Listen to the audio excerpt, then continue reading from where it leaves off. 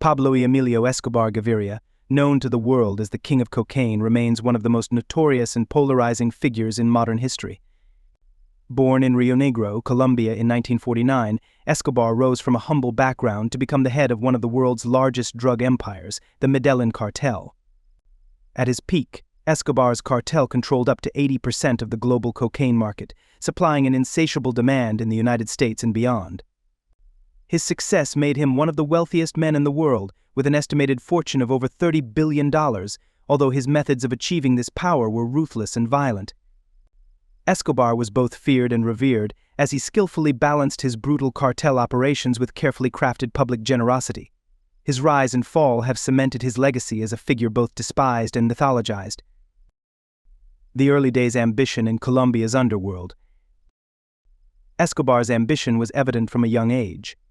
As a teenager, he gravitated toward the underworld, participating in small-time scams and smuggling cigarettes and electronics. Eventually, Escobar began to dabble in the more lucrative business of smuggling cocaine. This decision would mark the beginning of his journey into the world of drugs, crime, and unprecedented wealth. During the 1970s, the cocaine trade was still in its infancy, but Escobar saw the potential of the drug as a valuable export, particularly to the United States. Recognizing the enormous profit margins, Escobar sought to establish his dominance in the drug market. Using a combination of ruthless tactics and strategic alliances, Escobar and his associates, including notable figures like Gonzalo Rodriguez Gacha and Carlos Leder, began to organize the Medellin cartel, establishing a robust network for trafficking cocaine from Colombia to North America.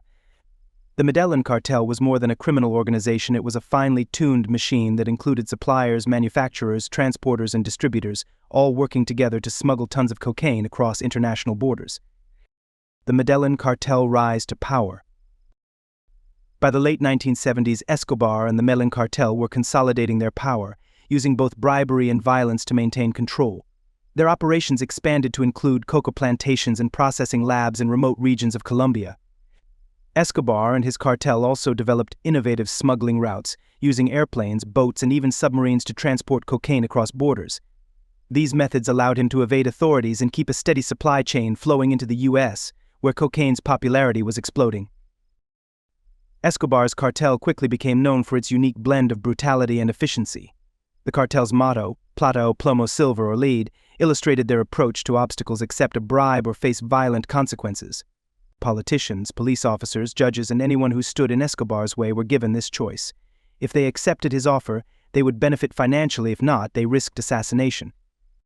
Escobar's ability to buy loyalty and eliminate threats allowed him to operate with impunity, even in the face of growing law enforcement scrutiny. During this period, the cartel expanded its operations, shipping thousands of tons of cocaine each month and amassing enormous profits. Escobar's wealth grew at an astounding rate, with estimates suggesting he earned over $20 billion per year. His cartel was so profitable that Escobar had to spend millions just to store his cash, much of which was hidden in warehouses, fields, and even buried underground. In fact, Escobar famously remarked that he lost millions each year simply due to rats and mold destroying the money he couldn't protect. Public persona: Robin Hood or ruthless criminal. Escobar wasn't just a criminal kingpin, he was also a master of public relations. While his cartel terrorized Colombia, Escobar carefully cultivated an image as a man of the people. He invested heavily in social programs, building hospitals, schools, sports fields, and even housing projects for Colombia's poor. His most famous project was the construction of Barrio Pablo Escobar, a housing complex for Medellin's impoverished. To many residents, Escobar was a hero, a modern-day Robin Hood who shared his wealth with those in need. This loyalty among the poor was instrumental in allowing him to evade capture, as local communities often sheltered him and refused to cooperate with law enforcement. Escobar's public image was so powerful that he even managed to enter Colombian politics. In 1982, he was elected as an alternate member of the Colombian Congress, a position that afforded him political immunity and legitimacy. However, his political career was short-lived.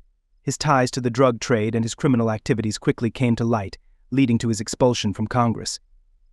This turn of events intensified Escobar's animosity toward the Colombian government, which he would later retaliate against with extreme violence.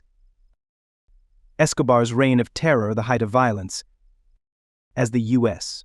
ramped up its war on drugs, the Colombian government faced increasing pressure to act against Escobar and his cartel. In response, Escobar initiated a brutal campaign of violence and intimidation against his enemies, targeting police officers, government officials, journalists, and civilians. In his quest to avoid extradition to the United States, a fate he considered worse than death, Escobar waged an all-out war against the Colombian state. During the late 1980s, the Medellin cartel unleashed a wave of terror on Colombia. Escobar orchestrated a series of bombings, assassinations, and kidnappings, effectively creating a climate of fear throughout the country. One of the most notorious incidents occurred in 1989, when Escobar ordered the bombing of Avianca Flight 203 in a failed attempt to kill Cesar Gaviria, a presidential candidate who supported extradition. The bombing killed all 107 passengers on board, shocking Colombia and the world. Escobar also targeted judges, journalists, and members of rival cartels, using violence as a tool to maintain control and intimidate his adversaries.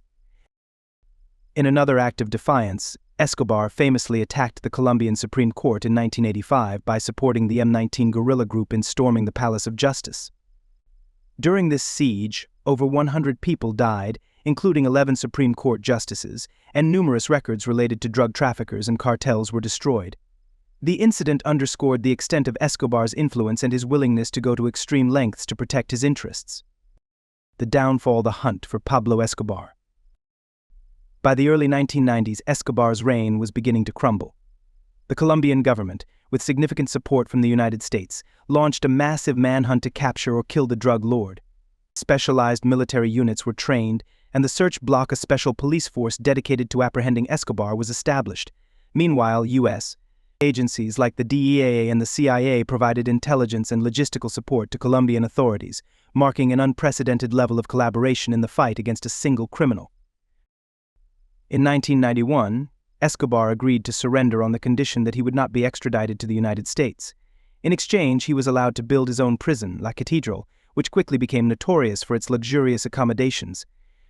La Catedral was less a prison and more a personal fortress, complete with a soccer field, a bar, and even a jacuzzi. Escobar continued to run his empire from within its walls, using the prison as a base of operations. However, Escobar's continued criminal activities from La Catedral led the Colombian government to attempt transferring him to a standard prison in 1992.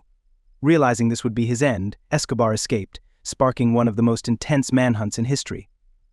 Over the next 16 months, Colombian authorities pursued Escobar relentlessly, dismantling his network, seizing assets, and killing or capturing his associates.